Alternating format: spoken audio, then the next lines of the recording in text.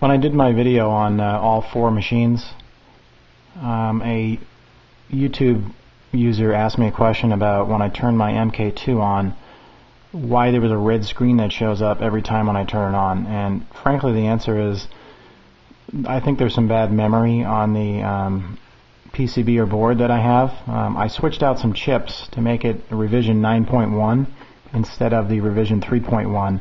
So every time I turn it on, I'll show you what happens.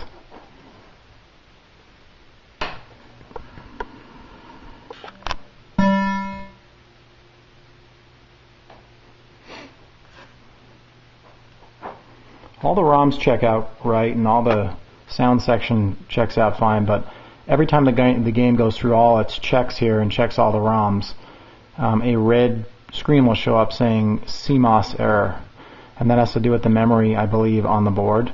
I changed out the little battery that keeps all your settings on there, but that didn't change it, so there you go. There's a little red screen that says CMOS invalid, factory settings restored, errors detected, press any button to continue. And what that means is every time I go into this little button here and change all the settings,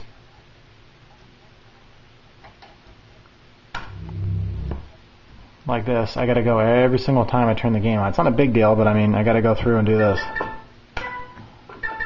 Turn free play on, change the difficulty if I want to easiest or very easy.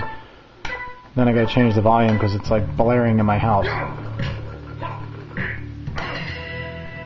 I mean, it's not a big deal, but every single time I turn the game on, which is once or twice, probably a week just for this particular one, but the game works perfect, but it's kind of a little bit of a letdown because every time I turn it on, I got to enter the menu, change all the settings, and then play the game. Turn it off if I want to come back later in the day.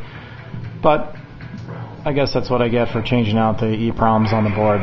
So there we go. There's your answer.